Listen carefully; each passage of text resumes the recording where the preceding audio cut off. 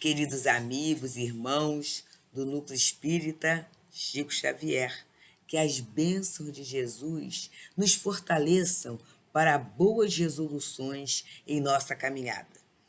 Iniciando nossa conversa de hoje, nós vamos ler uma página do livro Pão Nosso, de autoria de Emmanuel, na psicografia de Francisco Cândido Xavier.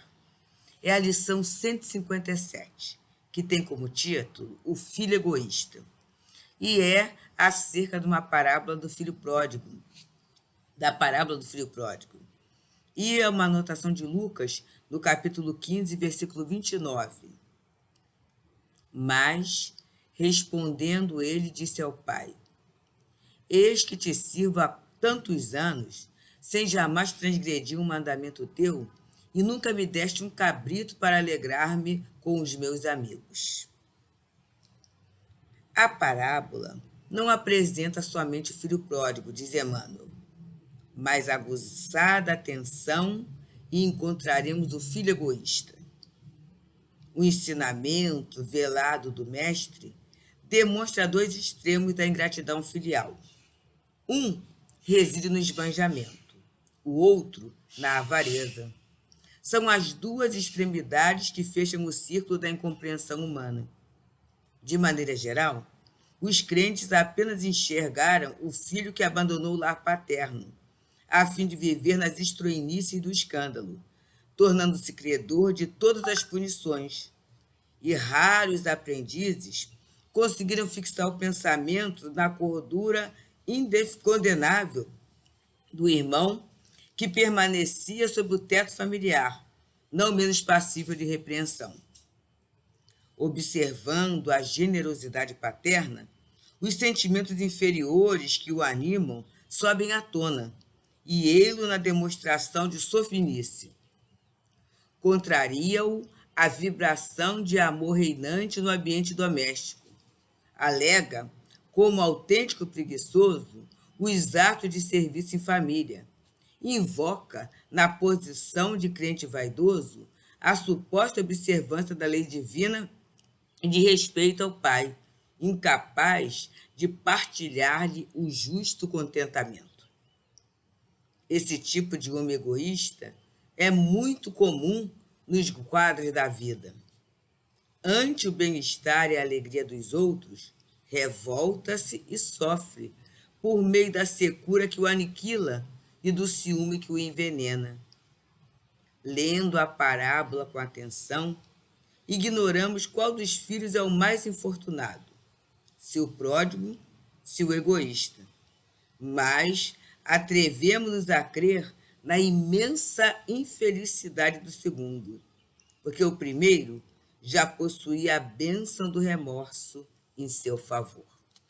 Então, após essa página, que servirá também para o nosso comentário, para o nosso estudo, vamos unir os nossos pensamentos, a nossa emoção, nos dirigindo ao nosso Paizinho, assim. Deus, Pai de todos nós, Jesus, mestre, amigo, companheiro, irmão maior de nossas vidas. Estamos reunidos, mesmo de forma remota, mas é grande a nossa vontade de estarmos vibratoriamente associados ao teu amor, através desse núcleo, que recebe o nome de um dos teus servos aqui na Terra, Núcleo Chico Xavier.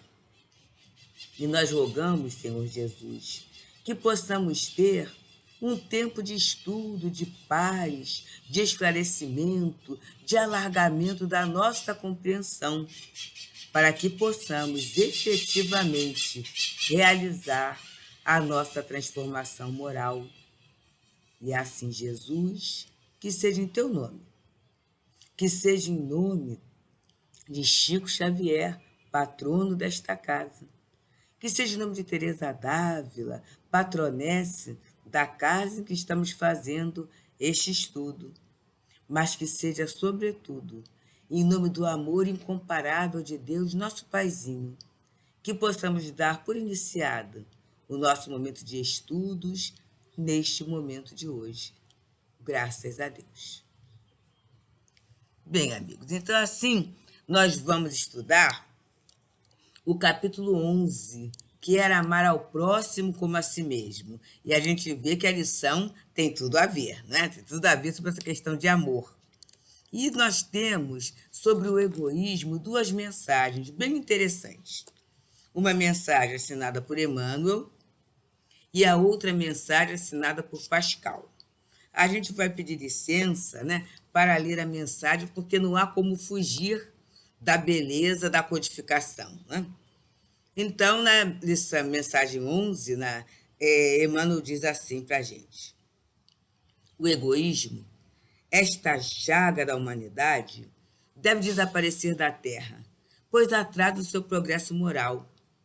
É ao Espiritismo que está reservada a tarefa de fazê-la subir na hierarquia dos mundos. O egoísmo é o objetivo para o qual todos os verdadeiros crentes devem dirigir suas armas, suas forças, sua coragem. Digo coragem, porque é preciso mais coragem para vencer a si mesmo do que para vencer os outros. Que cada um, portanto, reúna todos os seus esforços para combatê-lo dentro de si, com a certeza de que este monstro devorador de todas as inteligências, esse filho do orgulho, é a forma de todas as misérias aqui na Terra. Ele é a negação da caridade e, consequentemente, o maior obstáculo para que o homem tenha para a conquista da felicidade. Jesus vos deu o exemplo da caridade e Pôncio Pilato do egoísmo. Porque quando o justo vai percorrer as santas estações do seu martírio, Pilatos lava as mãos, dizendo: que me importa? E diz aos judeus: este homem é justo, por que quereis crucificá-lo? No entanto, deixa que ele seja conduzido ao suplício. É a incompatibilidade entre a caridade e o egoísmo, a invasão do coração humano por esta verdadeira lepra, que o cristianismo deve o fato de ainda não ter realizado toda a sua missão.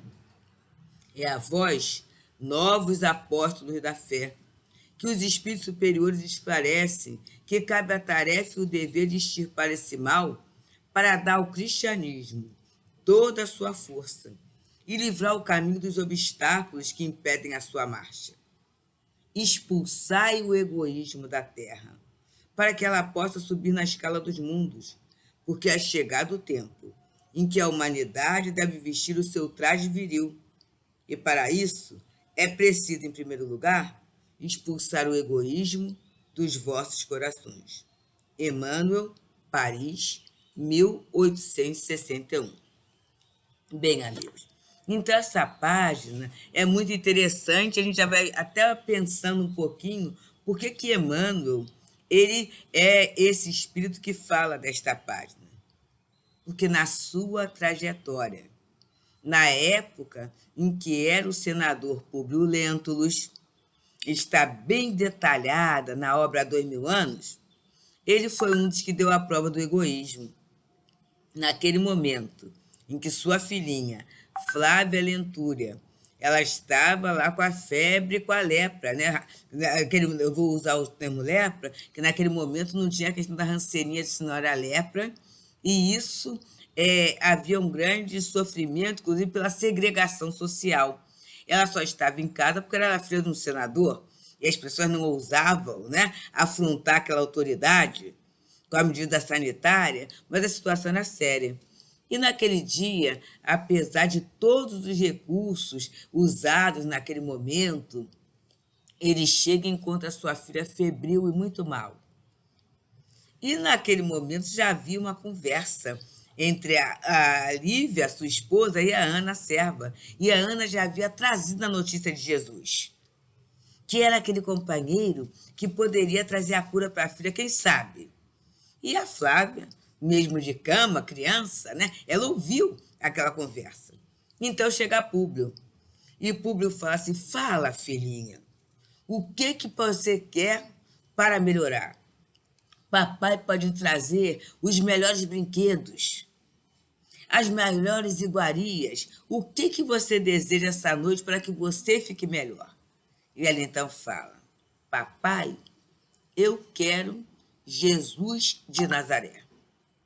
E aí, naquele momento, ele deu a palavra, e aí, como senador e como pai, ele espera que anoiteça. E ele vai caminhando, e ele não sabe como é que ele vai caminhando, e a gente imagina o que é o magnetismo de Jesus atraindo. E ele vai caminhando, caminhando, caminhando, até a beira do lago de Tiberíades. E lá aparece Jesus. E lá aparece Jesus. Ele entra como se fosse uma Madonna, quer dizer, um estado sonambúlico, e aparece Jesus. E Jesus fala, né? Públio, Públio. Dependendo do seu comportamento nesse momento, você poderá eliminar séculos de dores, aceitando essa verdade renovadora. Mas, ou, pelo seu orgulho, você poderá criar muitos embaraços, a expressão não é essa, né? Mas fala dos obstáculos que ele teria pela frente.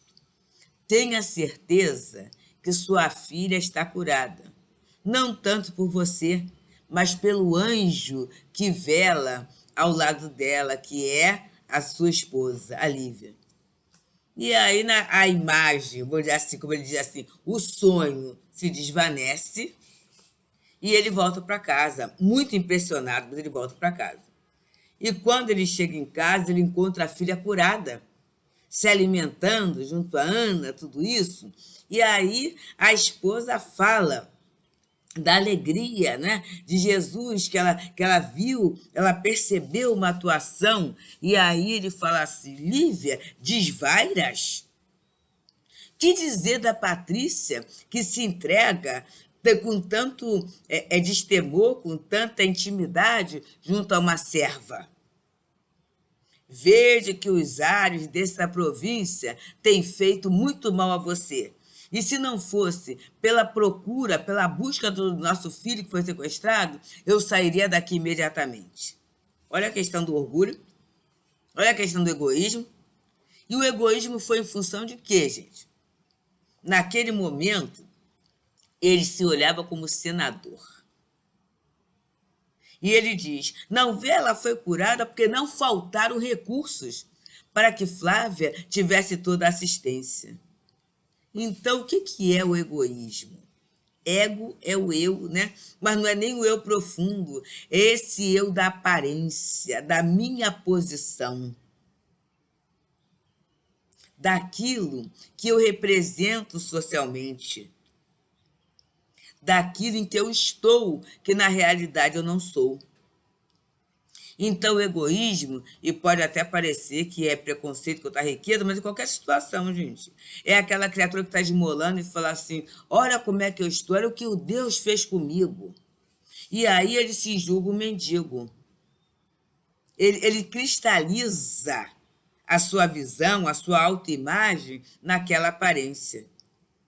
E isso em qualquer situação. Quando eu falo: quem é você? Eu sou um doente. E aí aquele episódio do meu corpo, ele passa a me caracterizar, quando na verdade, mesmo tendo uma doença física, uma enfermidade, eu sou muito mais do que aquilo, né? Porque a enfermidade é um momento, é um episódio, é um pedaço do meu corpo, ou até da minha mente, que está passando, mas tem todo um outro 99% que está funcionando ali. Mas eu fico parada, quase sempre em situações que me vitimizam ou que me dão, diante do outro, uma aparente visibilidade. É essa visibilidade. Foi por essa visibilidade que Pôncio Pilatos ele se mantém. Ele se mantém. Ele não troca, né? Ele poderia, naquele momento, fazer uma coisa, não, lava as mãos, embora vendo que não tem culpa, mas eu não quero, vou falar vulgarmente, como o jovem fala, queimar o meu filme. Eu não quero arriscar minha pele. E aí, queridos, vamos fazer um paralelo com a passagem do filho pródigo, que eu acho fantástico quando o Emmanuel fala nesse capítulo 157 do livro Pão Nosso, sobre o filho egoísta, porque quase sempre a gente olha o quê? O filho que saiu dissipou os bens. Mas, na verdade, aquele que ficou na casa,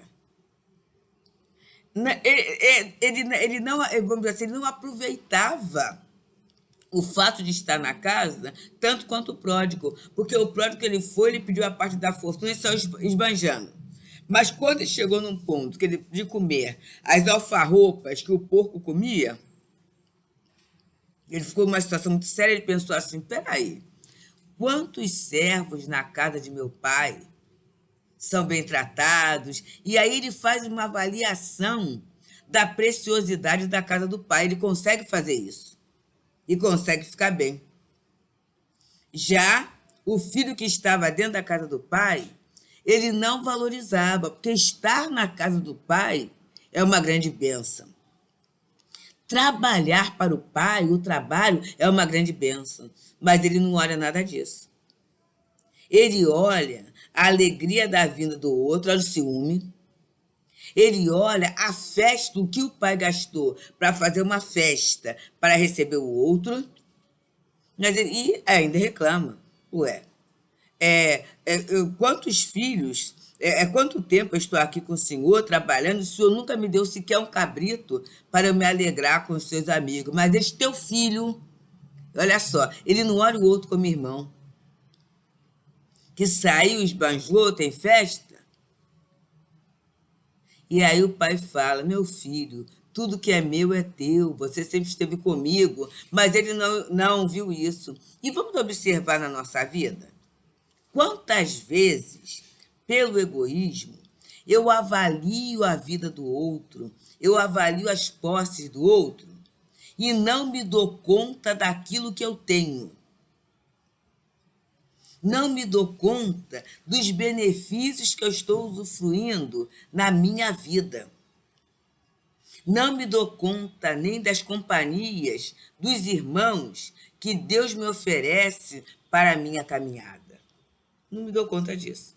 Mas eu olho o que o outro tem e eu não tenho. Eu olho o que o outro faz e o outro não faz. E aí, na outra lição aqui do capítulo 5º do Evangelho, que fala dos tormentos voluntários, o Espírito fala, haverá maiores tormentos que aquele causado pelo ciúme e pela inveja? Pois para o ciumento e invejoso há sempre uma inquietação. Então vamos lá, orgulho, egoísmo, ciúme, inveja. Vê se não é isto que faz com que a gente não admita, por exemplo, que o nosso filho, a nossa criança, seja chamada a atenção. Interessante. Se o outro faz, o outro é mal educado, não tem limites, é isso e aquilo. Mas se o nosso faz, foi um pequeno deslize. E que gente é essa que não entende a dificuldade do meu filho? Olha só, gente, esse egoísmo. Esse egoísmo que faz com que eu ache que o outro tem que estar sempre bem. Eu não admito que o outro não esteja bem um dia. Embora eu queira que o outro compreenda quando eu não estou bem. Você, afinal de contas, eu não sou obrigada a todo dia ter vida de artista. Nem sempre eu estou bem. Então é isso, gente. Quando a gente tem essa visão centrada na gente, a mesquinha. E é o que Pascal vai falar no outro trecho, quando ele diz, olha só, se os homens se amassem por idêntico amor, a caridade seria mais bem praticada. Mas para que isto aconteça, é preciso que vos esforceis para livrar o vosso coração da couraça que o envolve, permitindo assim que ele se torne mais sensível para aqueles que sofrem. O rigorismo mata os bons sentimentos. O Cristo não se aborrecia com ninguém. Aquele que se dirigisse a ele, quem quer que fosse, não era repelido. A mulher adúltera, o criminoso, todos eram socorridos. Jesus jamais temeu que a sua reputação viesse a ser atingida. Quando, pois, o tomareis como modelo de todas as vossas ações? Se a caridade reinasse na terra, o mal não teria mais poder, fugiria envergonhado e se esconderia, porque se sentiria deslocado em toda parte. Então, o mal desapareceria. Ficai bem certos disso. Começai dando exemplo. Sede caridosos para com todos, indistintamente. Esforçai-vos para não dar atenção àqueles que vos olham com desdém, e deixai a Deus o encargo de toda a justiça, porquanto, no seu reino, a cada dia ele separa o joio do grão do trigo. O egoísmo é a negação da caridade. Ora, sem caridade não há tranquilidade para a sociedade. E digo mais, não há segurança. Com o egoísmo e o orgulho, que andam de mãos dadas, sempre haverá uma corrida favorável ao mais esperto. Uma luta de interesses em que as mais santas afeições são calcadas sobre os pés, em que nem mesmo os sagrados laços da família são respeitados. E aí é Pascal falando, e eu gostei muito quando ele fala nos laços de família. Olha a questão do filho pródigo, do filho egoísta. Ele, naquela hora, ele fala teu filho. Quando ele fala teu filho, ele corta a posição de ser meu irmão.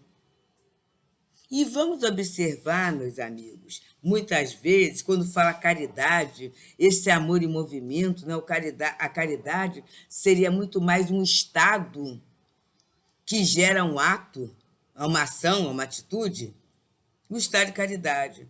A caridade da convivência. Não é uma coisa séria? Em que a doutrina espírita está ensinando a gente a conviver melhor? Eu sempre falo, já que a casa gosta das quadrinhas, né? Tem aquela excelente que é do Jovino Guedes, quando ele diz: parente que lembra o malho, que te malha noite e dia, é o que mais te dá trabalho e mais te beneficia. Será que a gente consegue pensar assim? Que tem aquele parente, como diz a vovó, dizia minha avó materna, você pode carregar água no cesto que você não agrada. Você faz, está sempre faltando. Mas vamos perceber se não é esse parente, não é essa pessoa que implica, que exige, que faz a gente ter atitudes, projetos de mudança. E deixa eu fazer tudo certo, porque senão, se fulano chegar, vai reclamar. E, na verdade, a gente não reencarnou para ter grandes tentativas de acerto. O objetivo da reencarnação é esse.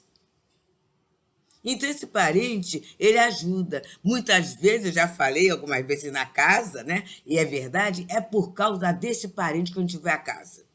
Ah, eu tenho que botar o nome desse irmão na caixinha. Eu tenho que colocar o nome desse irmão na caixinha. Porque, afinal de contas, né, vamos ver o que a falange dessa casa pode fazer para colocar o fulano do meu jeito, é isso? Aí eu vou na conversa fraterna, me recomendam os estudos, as reuniões, o passe, a água fluidificada, e eu vou ficando, vou me entrosando, e daqui a pouco alguém pede para uma campanha, para cesta básica, para isso, e eu vou me entrosando. Passa mais ou menos lá um tempo e alguém pergunta assim, Deusa, como é que vai aquele seu parente? Eu falo assim, sabe uma coisa? Ele tá lá, ele é do jeito dele mesmo. E eu resolvi, gente. Porque não é nossa tarefa mudar ninguém, isso é egoísmo. Observa, se eu quero colocar alguém do meu jeito, o outro também pode querer me colocar do jeito dele. Como é que vai ser? Onde está a individualidade? A questão é a gente aceitar o outro nas singularidades. Nós somos individualidades. E à medida que eu aprendo a respeitar isto, respeitar o outro. Ah, mas eu vou aplaudir todo o mal que o outro faz? Não, eu não vou aplaudir. Mas eu posso compreender. Porque muitas vezes o outro está num esforço de mudança que eu não tenho ideia. Eu não tenho ideia. Eu não tenho ideia quando aquilo que me dói tanto, em termos da atitude do outro, aquilo é dolorido para ele também. Eu não tenho ideia. Então a gente vai aprendendo uns com os outros, né? E vai fazendo esse grande movimento de melhoria, esse grande movimento de renovação. É isso que vai acontecendo. E na família, nesse período então de isolamento, está muito interessante, né? Porque muitos de nós estamos tendo contatos com familiares de uma forma bem mais intensa do que antes. É o tempo todo. E por isso tem até a estatística da quantidade de separações, de divórcio. E por que isso acontece, né? Pela impossibilidade, pela dificuldade em conviver com o outro como ele é. Porque muitas vezes eu convivo com uma imagem. E fica difícil. Fica difícil. E eu sei que vem aquela questão, não sou sangue de barata, também não é assim, não. Mas lembra de Chico Xavier? Com todo mundo, gente. E a falta de importância à personalidade. Tem até um fato de um grande empresário que foi de São Paulo para falar com Chico Xavier. E aí, naquele dia, chovia. E ali ele vai chegou no lugar que deveria há muito tempo, né, deveria ser a casa lá com o Xavier, tudo isso, e vê um homem com a calça suspensa, com uma enxada, desobstruindo lá um caminho. Aí ele perguntou assim para a pessoa, né? Você sabe quem é Chico Xavier? Conhece? Aí o Chico se apresentou e falou assim, Chico Xavier sou eu. Eu disse, o quê? Se Chico Xavier tá assim, ele não pode me ajudar de jeito nenhum, não. Deixa eu ir embora. E deu meia volta e voltou. É isso.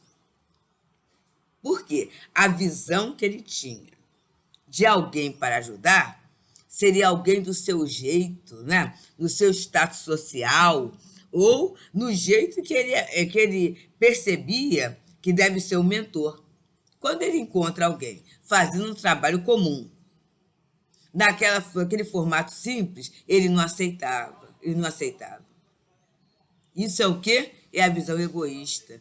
E no egoísmo, na caridade, por quê? Porque a gente não consegue conviver, a gente não consegue trocar, a gente não consegue importar-se com o outro. Importar quer dizer trazer para dentro.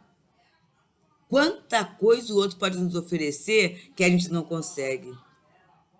A gente não consegue estabelecer processos de alegria quando se é contrariado. E isso é uma questão assim tão dura, a ponto de Joana de Anjos chamar que é a síndrome da criança mimada. Se as coisas não acontecem do jeito que eu quero, então não está bom. Eu divido com os companheiros uma experiência minha, né? No período, assim, de 14 de maio até o dia... Até 15 de junho, mais ou menos, 16 de junho, a gente teve 3 parentes que desencarnaram. E eu vou aproveitar, já que a licença é sobre egoísmo, falar um pouquinho dessas pessoas queridas. Os amigos já conhecem, que eu falo na rádio, falo com vocês mesmo, daquela tia de 96 anos, que era amputada de uma perna, né? Mas perfeitamente lúcida e fazendo as coisas, mesmo com uma perna. Inclusive, ela conseguiu, gente, ter equilíbrio numa perna só. O andador era só figuração, ela não tinha perna mecânica, não. O andador era figuração. Mas mesmo com uma perna só, ela era capaz de cozinhar, ela arrumava, ela fazia. Só ver na mesa que ela colocava para receber as pessoas, sabe? Tudo combinando, tudo bonito. Assim, uma pessoa com muito bom gosto e com muita alegria de viver. E a outra, de 83, assim, na verdade, assim, não era a mesma atividade, mas alguém que durante 11 anos saiu de sua casa para estar junto com essa irmã de 96. E ali as duas vinham juntas. Bem, amigos, O que é, vamos lá, que a gente pensa dentro de uma lógica egoísta? Bem, primeiro vai a mais velha. Vai mais velha e tudo. E depois ficar mais nova, que é também muito ativa, sabe assim, não era igual a outra, mas assim, muito ativa mesmo, muito ativa, a ponto disso da casa só ter uma faxineira, um dia, uma vez por semana, a gente, né? Ia com elas fazer as compras maiores, mas ela, a de 83, ia ao mercado, fazia a compra, ia nos locais, assim, tudo muito ativo. E aí, naquele dia, nós foi o chamado Sábado de Aleluia, no feriado católico, né? Quer dizer, na verdade, o fato se deu já na madrugada do domingo, que foi de sábado para domingo. Estou eu deitada e percebo a minha avó materna. E ela fala assim: Deusa, acuda a diva. E foi interessante que no que eu ouvi isso, né? A gente não sabe se é sonho, né? Mas naquele estado de emancipação, na mesma hora meu marido acordou assim, e eu falei assim, Heber, a vovó falou para a gente socorrer a tia Diva. E aí ele dá um pulo da cama, joga uma água no corpo, o telefone toca.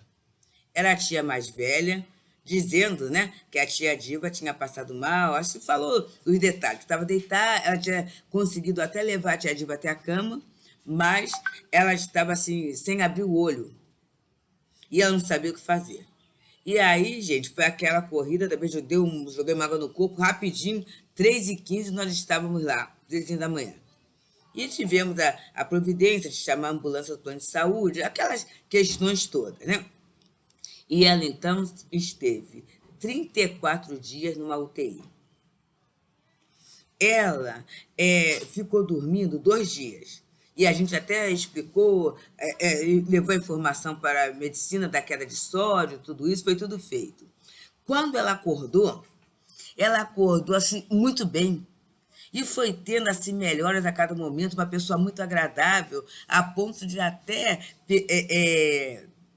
o pessoal de serviços gerais ir dar uma olhadinha, sabe? Que era chamada a vovó Coragem, Dona Diva Coragem. Ela com muito bom ânimo, muito alegre, um sorriso muito bom, sabe? Uma gargalhada muito boa. E com muita atenção às pessoas, de guardar o nome, tratar as pessoas pelo nome, então muito querido, os médicos adorando. Só que, mais ou menos com 30 dias, ela já estava com alta. Só que eles não mandam, né, a criatura da UTI direto para casa. Então, eu estava aguardando um quarto ou a enfermaria ter uma vaga para ela ir. E aí não deu, não teve, né? Naquele dia, já no 34º dia, eu fui e ela falou assim, estou cansada, né, de estar aqui, não estou cansada, estou querendo ir para casa. E aí eu chegou uma hora e falei assim, tia, e uma coisa. E aí os 34 dias eu sempre ia lá.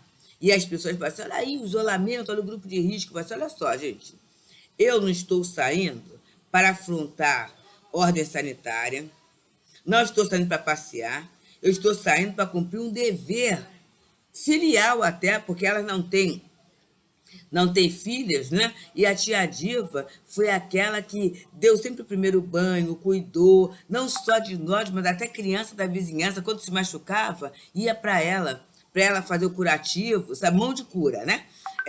Fazendo aquele trabalho todo. E assim, eu estou indo para um trabalho de dever mesmo. Imagina a pessoa ficar ali sem ter o contato com o familiar, eu sempre que ia, dava notícias, falava o dia que era, para ela não ficar alienada, né? Essa coisa toda. Então, eu tenho certeza que eu só vou pegar a Covid se estiver no cabimento da lei de Deus. Eu estou cumprindo meu dever. E fui, né? E aí, naquele dia, eu falei assim, tia, não vou ficar muito não, que eu falo muito, né? E a senhora já está cansada, deixa eu ir. E aí eu andei e falei assim, dei um passo e falei assim, tia Diva, a benção. E ela, Deus te abençoe, minha filha. Eu fui. E naquela madrugada, às 2h, 2h30 da manhã, ela teve uma parada respiratória. Eles fizeram a ressurreição. Aí ela voltou. Na segunda, ela foi embora. Olha, bem, passou o tempo. Isso no dia 14 de abril, né? Quando chegou no dia 2 de julho, a outra tia teve um infarto. Ficou, não foi dia 2, né? O infarto foi dia 29. Aí infartou, ficou 3 dias na UTI e desencarnou. Aí, uma semana depois, esse caso foi bem falado, né?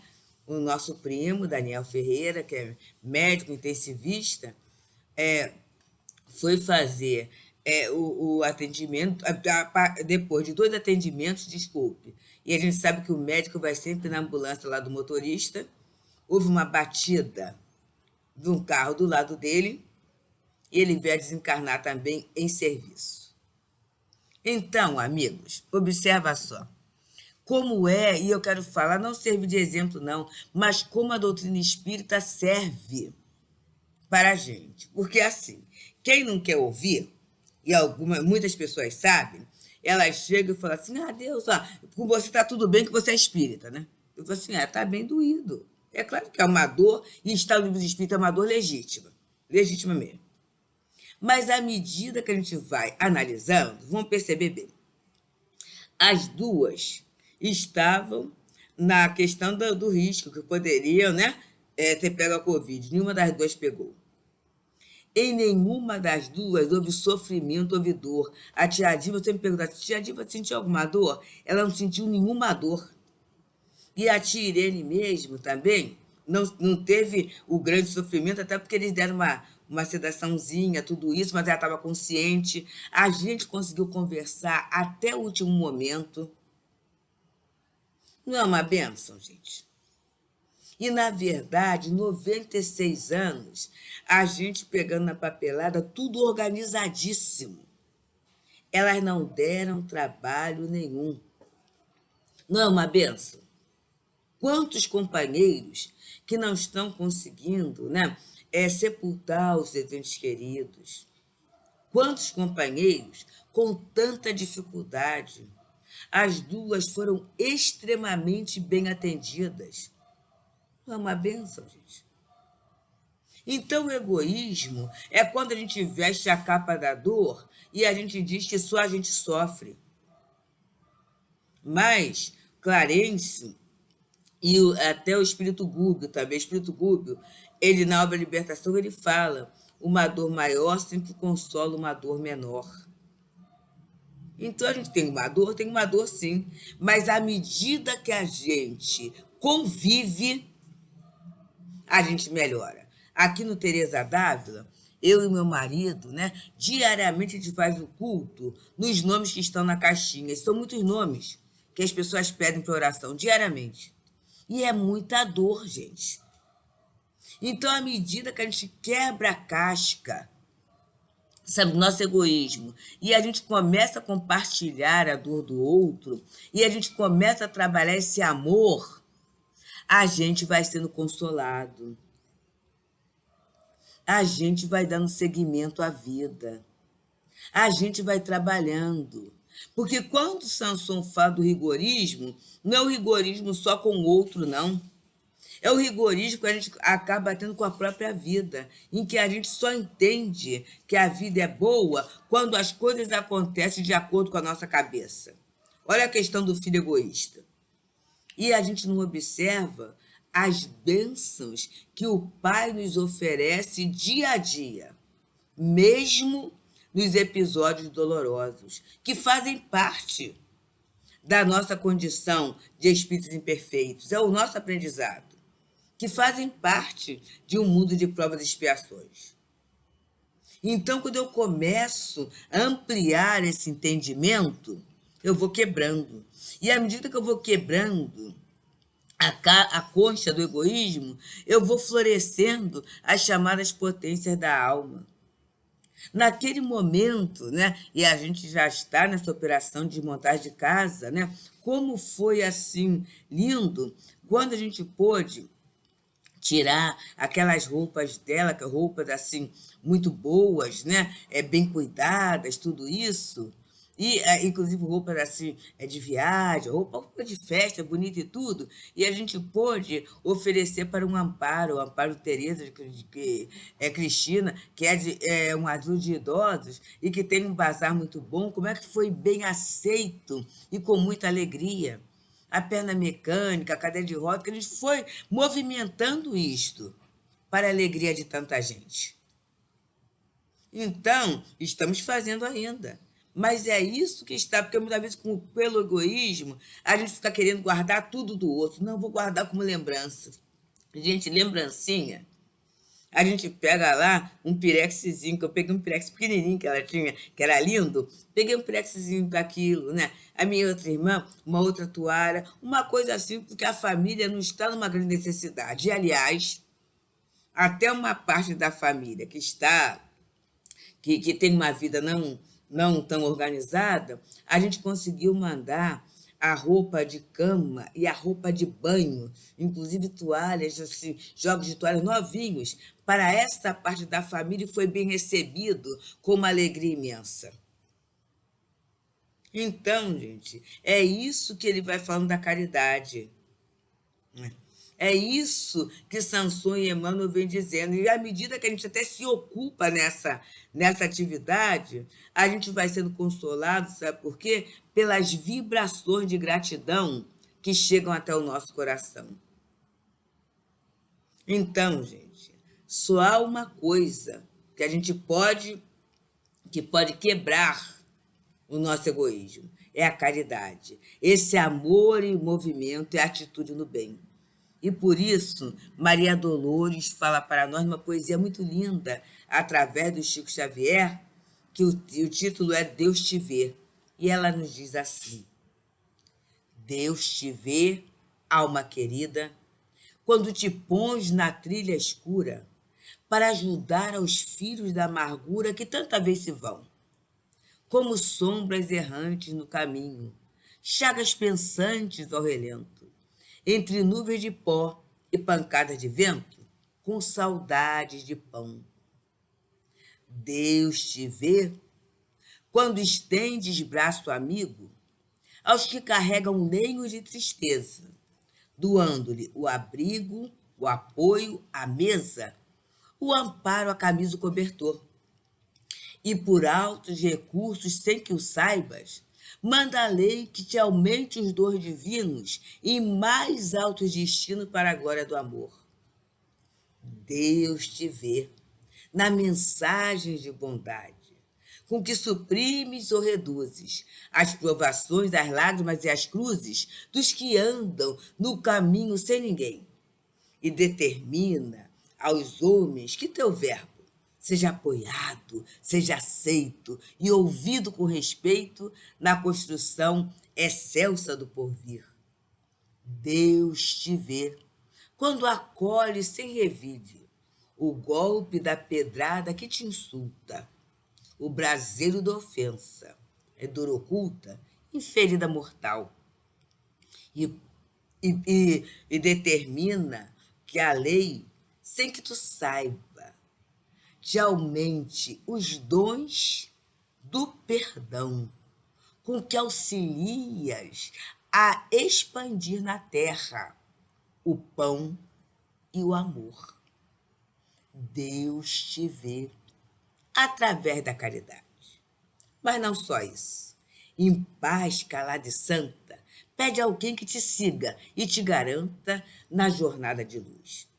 E por isso, onde estiver, sofras humilhação, injúria, cativeiro, terás contigo, por sublime companheiro, nosso amado Jesus. Então, amigos, que a gente consiga pensar nesse momento. Eu sei que muita gente fala assim, está difícil para todo mundo, mas há companheiros em que a dificuldade é muito maior, que a gente consiga olhar um pouquinho além. E quando a gente olha além de nós mesmos, com certeza, a luz, a paz, a tranquilidade, a esperança farão morada em nosso coração. Muito obrigada, amigos, pela oportunidade desta conversa. Que Jesus nos abençoe e que brevemente possamos não dar só o abraço virtual, né? Mas que possamos dar aquele abraço, partilhar aquele carinho, aquela fraternidade que a casa de Chico Xavier oferece a todos que nela chegam. Muita paz.